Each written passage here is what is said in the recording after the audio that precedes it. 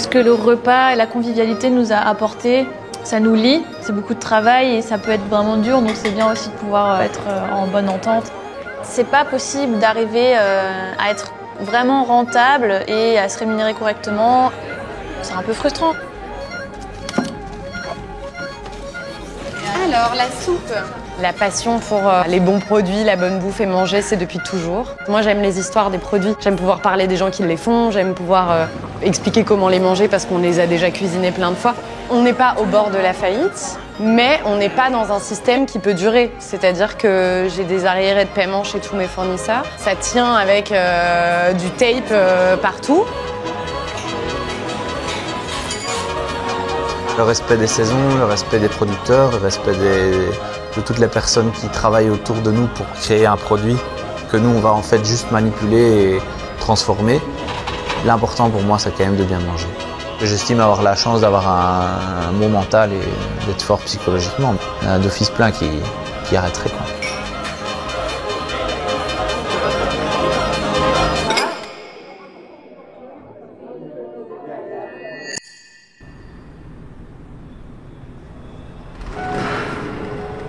Il est 6 heures, nous sommes à Mabru, le marché matinal à Bruxelles, le long du canal. Stéphane s'est levé à l'aube pour faire son marché. Il vient ici une fois par semaine pour compléter sa commande de légumes.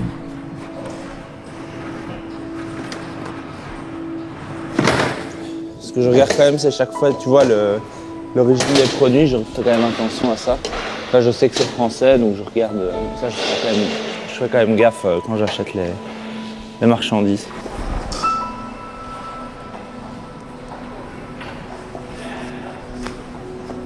À 35 ans, il est le chef de son propre restaurant à Gembloux. Puis ça fait le sport du matin.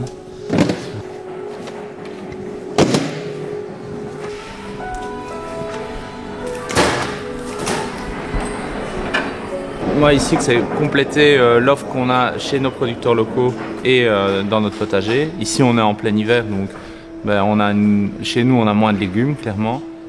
C'est important de consommer des produits qui sont abondants pendant la bonne saison pour justement faire des économies et pas trop devoir se soucier des prix d'achat parce que tu consommes à la bonne période, quoi.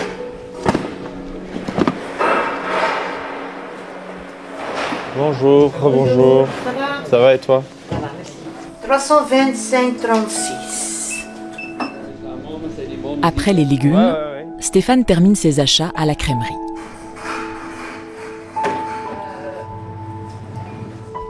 « 719,93. Je sais pas si vous êtes d'accord, mais... De toute façon, c'est comme ça. Hein.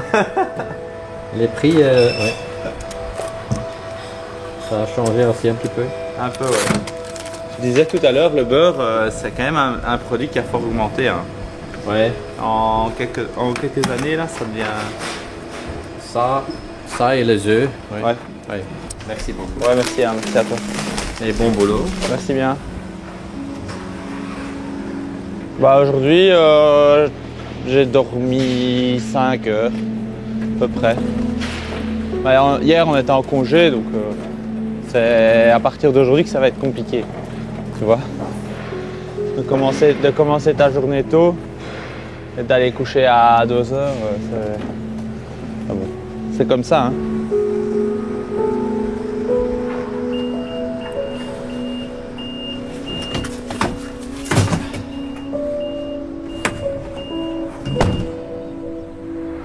Le restaurant de Stéphane est installé dans ce corps de ferme depuis 2016. Il est en fait revenu dans son village natal, Hernage. Il voulait que son resto soit au cœur de ce coin de campagne. Stéphane a commencé sa carrière à Bruxelles. Il y a reçu sa première étoile.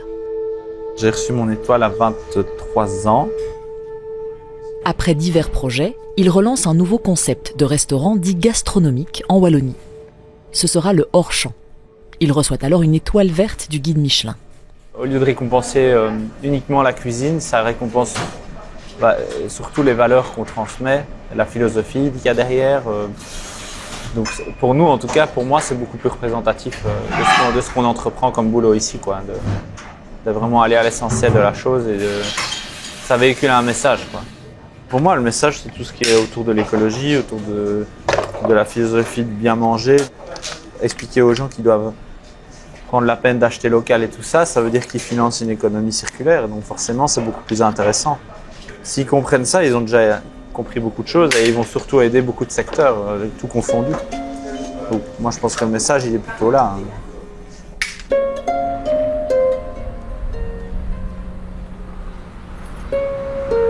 Nous sommes à Schaerbeek. Nous rentrons dans le bistrot Chabrol, qui a ouvert ses portes en 2020. Les sœurs Marconi sont à la barre, Sophie au service et Marie en cuisine. Alors là, je suis en train de passer un jus d'agneau. On a reçu des gros os qu'on a rôtis au four avec des légumes. On a cuit ça toute la nuit. Puis comme ça, ils sont morts, mais on utilise aussi leurs os, quoi. C'est la moindre des choses, il me semble. Et c'est une carte quand même collaborative, puisque tout le monde ici en cuisine fait la recherche, les essais, propose des trucs, et après on goûte, tout le monde goûte, mais avec la salle, et tout le monde donne son avis, on rectifie.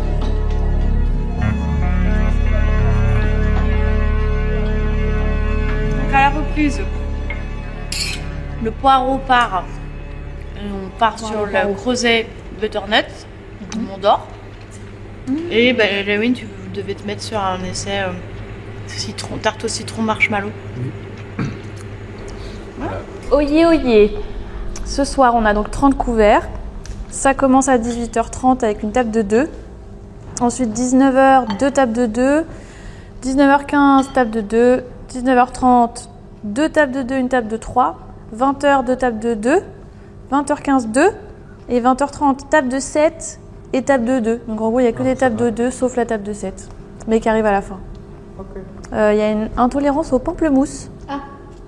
Mais il n'y a pas de pamplemousse à la carte. Donc, tout va bien se passer. Voilà. Est-ce qu'il y a un resto où t'as bossé que tu t'es dit non, en fait, j'en ai marre d'être employée et genre... Je sais pas. Non, je pense que la raison pour laquelle j'ai eu envie d'ouvrir mon resto, c'est Sophie. Parce qu'on s'est toujours dit on va faire un truc ensemble, ça va être génial. Il n'y aura plus jamais personne qui nous donnera d'ordre. On fera ce qu'on veut comme on veut, avec nos valeurs. Au menu ce soir, on a par exemple un poireau vapeur mousse cheddar et une huile de verveine, un tartare de bœuf au miso ou encore de l'agneau, purée de courge à la cannelle et boulgour sauté aux épices. L'agneau, combien est-ce qu'il y aura d'agneau? 4 agneaux et 3 gnocchos alors?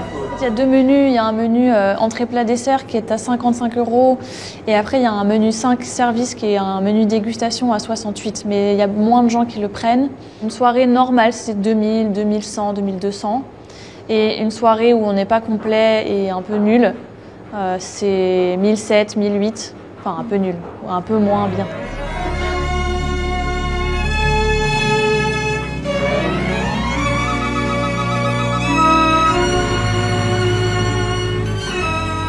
Bonsoir. Bonsoir.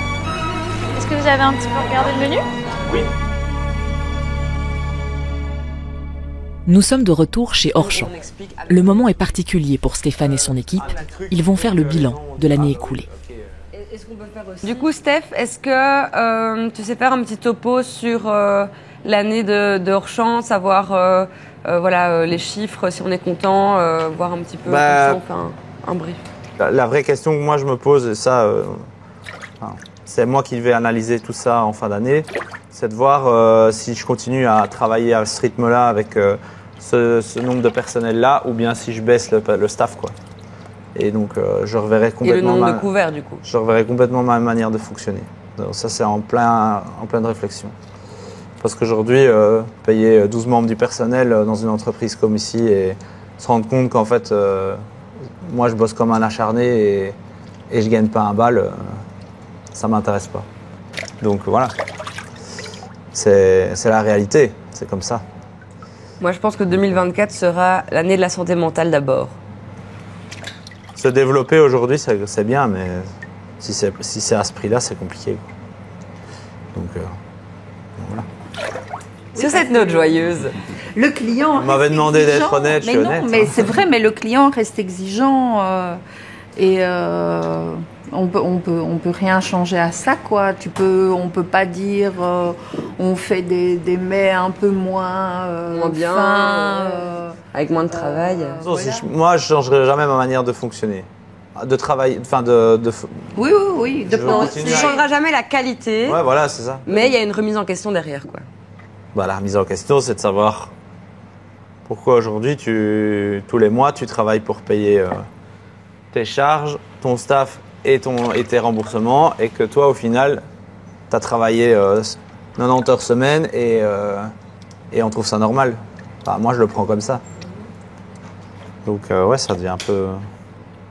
ça réfléchir. Ok. Autre chose à ajouter? Tu es quand même bien entouré et on a une chouette équipe et c'est quand même chouette. Ouais, je sais, merci. Je sais pas, j'ai envie de terminer par un truc sympa. Je pense qu'il y a des jours où je suis usé, d'autres pas du tout.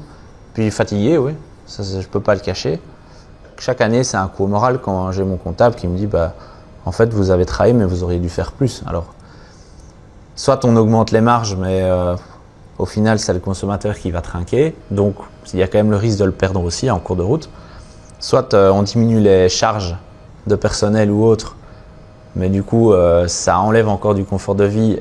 Et à ce moment-là, ça impacte quand même fort sur mon confort de vie qui n'est déjà pas très grand. Et sur le confort de vie de certains salariés qui resteraient. Pour comprendre ce que Stéphane veut dire par confort de vie, précisons qu'il travaille 18 heures par jour, 5 jours sur 7. Je gagne exactement 2300 net par mois. Voilà. Ça, en ayant pas spécialement... Enfin, j'ai l'avantage d'être le patron, oui, c'est vrai. Et l'avantage que j'ai une voiture que je peux utiliser, qui est la camionnette de société. Voilà, peu de choses près, c'est ça. Donc il se peut que vous soyez payé moins que votre assistant. Ah, il y en a qui ont déjà été payés plus que moi, ouais. Et il y en a encore aujourd'hui qui sont payés plus que moi. La semaine passée, ma secrétaire est venue me dire le secrétariat social a demandé si tu voulais pas t'augmenter. Véridique. J'ai refusé. Moi, je veux pas. Parce qu'aujourd'hui, chaque euro qui reste dans la société reste dans la société et on en a besoin. Donc ça, c'est la réalité. Sur l'année passée où on a travaillé comme des malades, on a bien travaillé. On nous annonce encore en fin d'année qu'on est en légère perte, donc c'est quand même qu'il y a un souci. Retour à Bruxelles, et plus précisément à Saint-Gilles. Le Petit Mercado est à la fois un restaurant et une épicerie. Et voilà. Vous pouvez y déguster un plat du midi, une soupe, mais aussi acheter de quoi cuisiner chez vous. Et l'établissement tourne bien. C'est bien chaud chez vous avec le froid qu'il fait dehors, ça réchauffe, il y a plein de monde, c'est vraiment chouette, ça fonctionne bien non pour vous ici? Ouais, ça fonctionne bien, on est un endroit qui fonctionne, après c'est pas pour ça qu'on est épargné par la crise du secteur, mais ça fonctionne. Ah non? En fait c'est pas forcément en lien avec le nombre de gens qui viennent, malheureusement il y a une crise générale dans le secteur qui fait que c'est super compliqué, en lien avec les charges qui augmentent, le prix des produits, et qu'en fait généralement même les endroits qui marchent sont ceux qui peuvent faire faillite. Ce qui fait que c'est difficile de survivre, c'est quand on essaie de faire les choses bien, en fait. Juste payer ses employés correctement, proposer des bons produits à ses clients. Si on ne pratique pas des prix absolument astronomiques, ce qu'on essaye de ne pas faire, en fait, c'est quasiment impossible de... C'est vraiment dommage. Et quand vous faites les choses correctement, que vous payez vos employés et que vous déclarez tout... Il reste rien. Nous, le salaire, c'est optionnel, c'est quand il reste. Et comme nous, en l'occurrence, en plus, on est en couple avec un enfant et que c'est grâce à cet endroit qu'on vit uniquement, c'est dur de ne pas savoir. Voilà. Et encore, moi, je suis... effectivement, mon endroit fonctionne, on arrive à être là, c'est super motivant, mais c'est triste que... En fait, c'est même pas gagner de l'argent, c'est juste pouvoir se sortir d'un salaire de façon... Ouais, c'est ça. Je savais pas du tout. Eh ben, merci pour vos questions et merci pour votre courage, intérêt. en tout cas. Merci Au revoir, et bon appétit.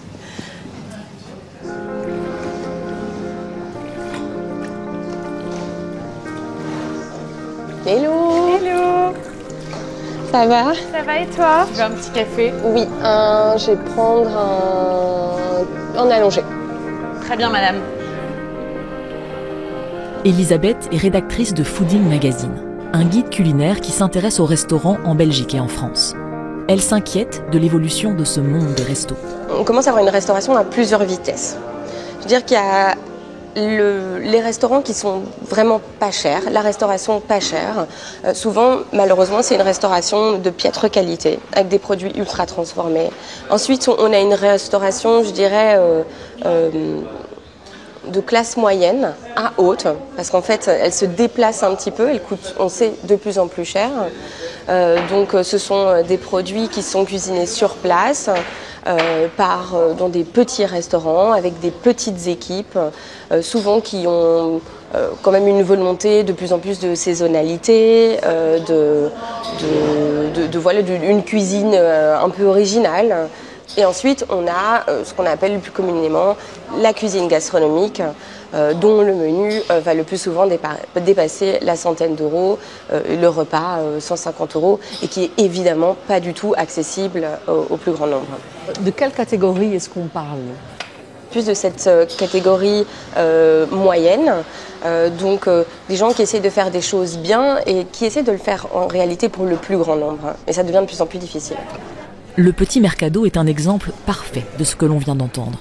L'augmentation des coûts de gaz et d'électricité, par exemple, a fait des ravages. On est passé de 600 € par mois à 1 800 € par mois, donc au plus fort de la crise énergétique. Et là, c'est retombé, mais on est quand même toujours à 1 300 € par mois, donc on n'a jamais récupéré les tarifs qu'on avait avant la crise. Ça aussi, c'est important de le dire. Et donc, du fait de cette augmentation d'énergie, toute la matière première a augmenté. On le voit sur les produits vraiment de première nécessité, entre guillemets. Donc la farine, le lait, les œufs, tout ça, c'est énorme. Donc non seulement ça nous impacte sur le côté épicerie, mais ça impacte évidemment sur le coût des plats, vu qu'on utilise tous ces produits dans nos préparations. Le loyer augmente chaque année parce qu'il est indexé. Nous, aujourd'hui, on est donc à 3 300 € à peu près de loyer par mois. Quand on est arrivé, on était à 2 500, donc voilà. À tout cela, il faut ajouter un poste crucial, celui des salaires du personnel. Il vient d'être indexé de 12%, ce qui plonge encore plus les comptes dans le rouge. Mais au Petit Mercado, ça vous a plu ? On met un point d'honneur à payer correctement ses employés. Alors je suis ravi. Est-ce que vous désirez un petit café, un petit dessert ? Table 7, c'est parti. Pia et son conjoint Mano vivent uniquement grâce au restaurant. Leur salaire varie entre 1 000 et 1 500 € chacun, selon les mois. Mais parfois, lorsqu'il faut par exemple payer la TVA, c'est encore moins. Ce mois-ci, le salaire de mon conjoint est de 1 500 € et le mien est toujours inexistant. J'ai une amie qui avait calculé, qui me posait des questions en fait sur concrètement qu'est-ce qu'on gagne, qu'est-ce qu'on fait, combien d'heures, etc. Et elle a calculé que sur un mois, on va dire un mois en moyenne, on se paye 5 € de l'heure. Alors c'est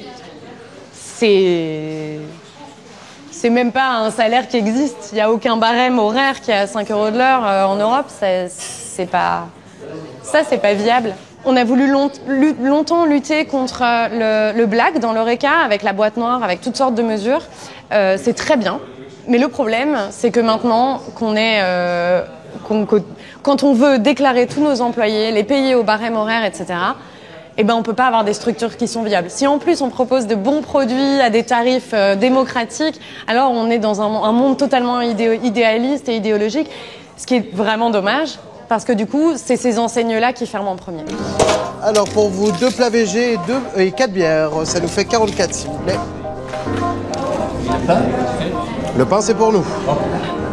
Pour faire comprendre à tout le monde la situation qu'ils vivent, Pia voudrait créer un ticket qui informerait les clients de ce que coûte vraiment tout ce qu'ils mangent et boivent. Elle veut affiner son projet avec Elisabeth, mais aussi Baptiste, son fournisseur de vin. On peut se dire qu'on essaye de faire l'exercice sur un café. Mais déjà, je pense qu'il faut faire... on peut faire sur un café. Par exemple, ici, si sur une journée, tu as l'électricité. Ouais. Parce que tu allumes ta lumière. C'était combien, tu sais, ta dernière facture? Si tu réduis sur une journée, c'est pas par facile. mois, je paye à peu près 1 300 €. Ouais, si tu divises par 30, ça fait 43,30 € par jour. Ouais. Dans l'électricité, ce que tu payes, c'est gaz, électricité? Oui. Et un café, ça utilise de l'eau? Et un café, ça utilise de l'eau, tout à fait. Et l'on pourrait rajouter à cela des choses évidentes. Le sucre, le lait, la vaisselle, le personnel pour le service, le nettoyage, le savon. Puis tout ce qu'on oublie, le papier pour les toilettes, les frais de terminal et de transactions bancaires, les plateformes de musique en ligne, la SABAM, les accises, le loyer et d'autres choses encore. Et je sais que sur les produits transformés, les plats du jour, etc., à l'époque, je ne sais pas si c'est encore le cas, mais on recommandait de faire entre du x3 et du x4. Oui. Et je peine à faire du x2. Pour moi, un plat du jour, ça peut pas être cher. Chez nous, c'est 14 €. J'ai eu dû l'augmenter de 2 € en 2 ans. Mais quand tu sers de la viande de qualité, quand tu sers même ne serait-ce que même des légumes de qualité avec des bons céréales, quand tu penses à déjà tout ce qu'on s'est dit là, plus effectivement la personne qui va éplucher les carottes, qui va éplucher les patates, qui va laver, en fait, très vite, tu te rends compte que, nous, c'est 14, à servir quelque chose de chouette à 7 € en prenant en compte tout ce qu'on a listé. Parce que tes 7 €, c'est juste ta marchandise, là ? Ouais. Donc, et sinon, tu devrais faire... en vrai, si tu veux faire ce qu'on estimait être des marges raisonnables... 28 € ton plat du jour. Nous, on a besoin que nos clients et nos clientes viennent chez nous parce que sinon, vraiment, on va se retrouver en grande difficulté. Et en plus de ça, on veut juste leur dire que quand ils viennent chez nous, il faut quand même qu'ils sachent que cet argent-là, elle finit pas dans nos poches. Ouais. C'est faux. C'est pas une réalité, ça. Je suis dégoûtée parce que... je suis pas dégoûtée parce que je gagne pas d'argent. Je suis dégoûtée parce que c'est un secteur qui est amené à mourir alors que c'est un secteur fondamental de la société. Il y a toujours eu des restos. Historiquement, il y a toujours eu des restaurants. On a toujours eu besoin de lieux pour venir se réchauffer, rencontrer des gens, manger. Et c'est un secteur qui vraiment est en train de mourir et que tout le monde regarde mourir, en tout cas l'État, sans bouger. Ça me dégoûte et ça me donne parfois envie de jeter le tablier et de faire autre chose. Et puis, il y a une partie qui me dit c'est trop beau, je peux pas abandonner. Et c'est pour ça que je décide de parler aussi. J'ai besoin qu'on nous entende et qu'on nous aide parce qu'on essaye de faire les choses bien et qu'on est nombreux à vouloir être défendus. Désolée.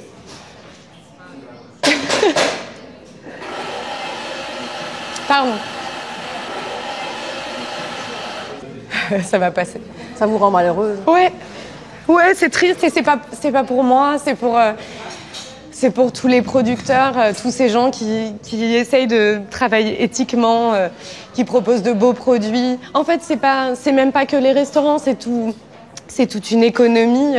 C'est les gens qui font du vin, c'est les gens qui font. En fait, c'est triste parce que c'est tout un secteur qu'on regarde mourir et qu'on n'aide pas, et ça me rend malheureuse.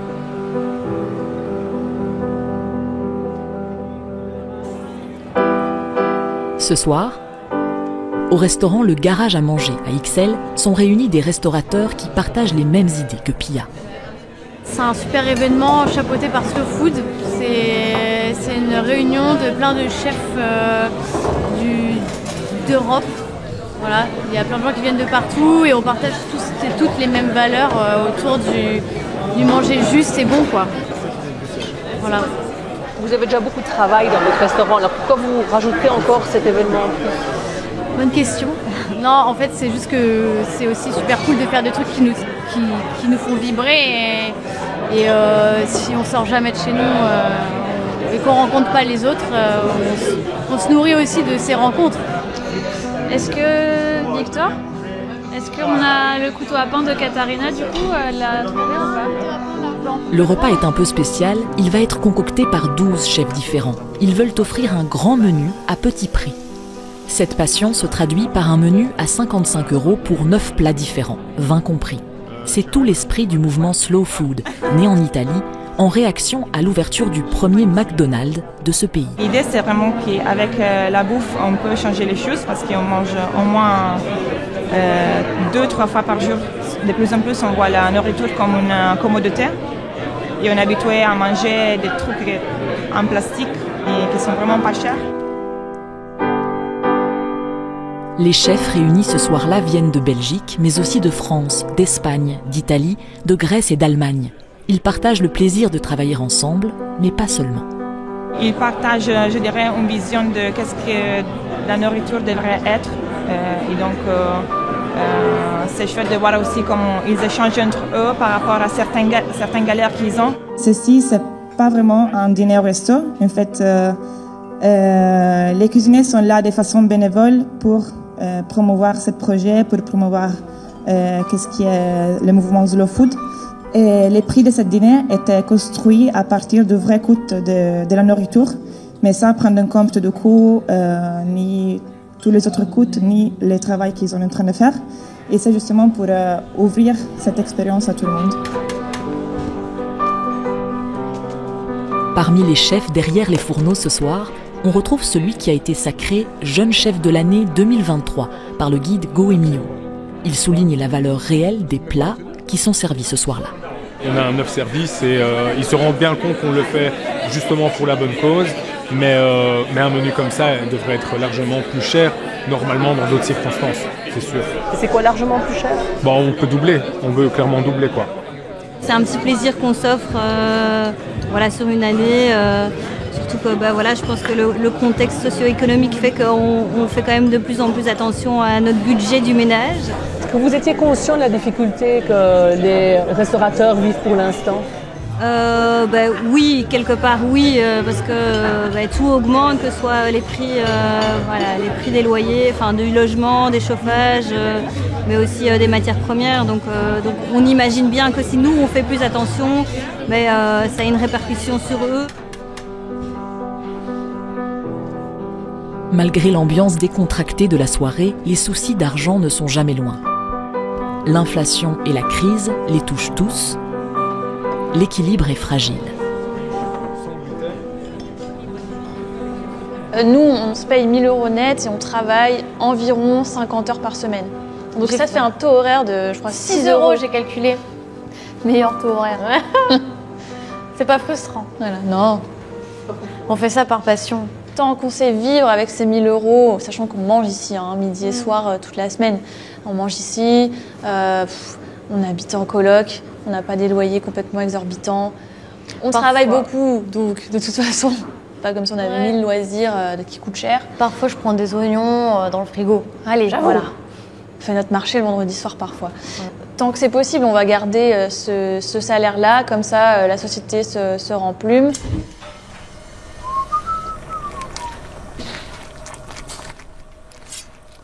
Du côté de Orchamps, on tente de trouver des solutions pour assurer l'équilibre financier de l'établissement. À côté du restaurant, Stéphane et sa femme Aurélie ont développé un potager, une salle d'événements, des chambres, mais aussi une boulangerie. Stéphane avait très envie ici qu'en plus du resto, il y ait vraiment un truc où tu peux venir pour toute occasion, que les gens du village puissent venir, qu'il y ait vraiment un esprit rassembleur. Mais ça rapporte pas grand-chose. Non. Mais si on faisait ça pour gagner vraiment notre vie et vraiment, pouvoir partir à l'île Maurice en vacances, on ne ferait pas ce métier-là, je pense. Les meringues, j'ai les épices, j'ai... Le boudin noir, donc c'est 5 €.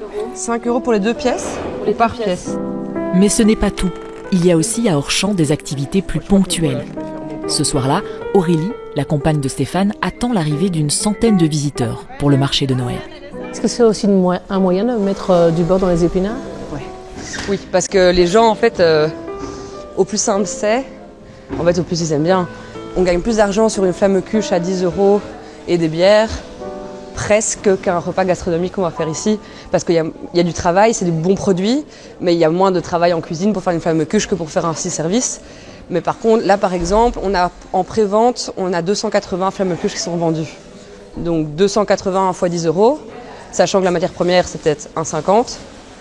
Dans un restaurant, tu fais jamais ce ratio-là. Et pourtant, on ne sert pas de la merde aux gens, on sert des bons trucs, mais c'est un truc très très simple qui parle à tout le monde.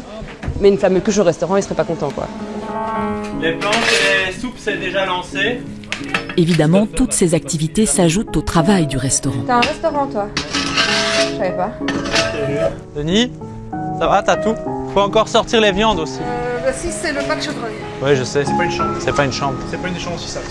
On sait pas ce qu'il mange. C'est pas ça. Et pour Stéphane, la conséquence est évidente. Bonjour. Il doit être partout, tout le temps. Ça va ici? Vous avez tout ce qu'il vous faut? Il faut diminuer et mettre un peu plus de matière grasse.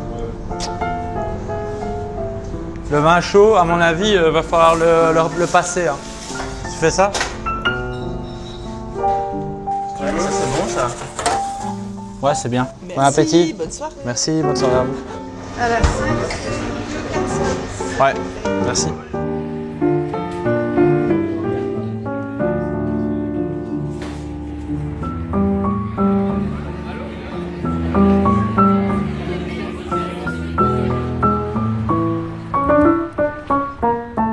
C'est la fin du service au Petit Mercado. Le moment d'une petite pause pour parler organisation. Je veux bien une clope, s'il te plaît. Merci. T'as du Ça feu va, ça a été, non? Ouais, bon service. C'est cool. Il y a eu un peu de monde quand même. Il y a eu, on a fait un complet, quoi. C'est cool. Mais c'est bien, il nous reste pas grand-chose. Et moi, je dois m'arranger pour dimanche. Moi, je dois garder le petit, du coup, Oui, toi, je tu sais. bosses.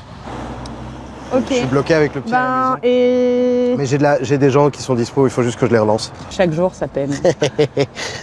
Exactement. Faut s'aimer, n'empêche, hein? Ouais, faut s'aimer. Mais ça va, moi, je t'aime encore. Et toi? Pareil. Ça nous empêche familialement d'être avec notre fils le week-end, mais bon, ça, à la limite, on a décidé de le faire et on le fait et c'est OK. Le fait d'avoir un crédit déjà ici empêche de faire un autre crédit, donc empêche d'acheter un appartement, par exemple. Imaginez avoir un deuxième enfant d'un point de vue du temps et des économies, c'est pas possible. Ouvrir un endroit, décider d'avoir un endroit, c'est de la liberté, évidemment, parce qu'on fait ce qu'on veut dans notre endroit, mais c'est aussi des sacrifices. Et il faut pas le sous-estimer. J'ai l'impression, peut-être il y a un tutoriel que je n'ai pas vu, qu'on a loupé quelque chose en cours de gestion, j'en sais rien. A priori, on s'en sort pas trop mal, en tout cas.